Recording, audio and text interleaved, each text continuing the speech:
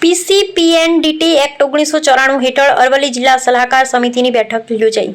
PCPNDT act 1994 અન્વયે અરવલ્લી જિલ્લા મુખ્ય જિલ્લા આરોગ્ય અધિકારી શ્રી ડોક્ટર જયેશ એચ પરમારના અધ્યક્ષસ્થાને જિલ્લા સલાહકાર સમિતિની બેઠક યોજાઈ હતી. અરવલ્લી જિલ્લા પંચાયત આરોગ્ય શાખા ખાતે યોજાયેલી આ બેઠકમાં બાકી હોય તેવી કાર્યવાહીઓની વિગતો મેળવી તે અંગે ઘટતું થાય અને તે કામ માટે કામગીરી હાથ ધરવામાં આવે તે બાબતે ચર્ચા કરવામાં આવી હતી. ઉપરાંત પીસીપીએનડીટી એક્ટ 1994 અન્વયે કરવાની થતી કામગીરીને બહાલી આપવામાં આવી હતી.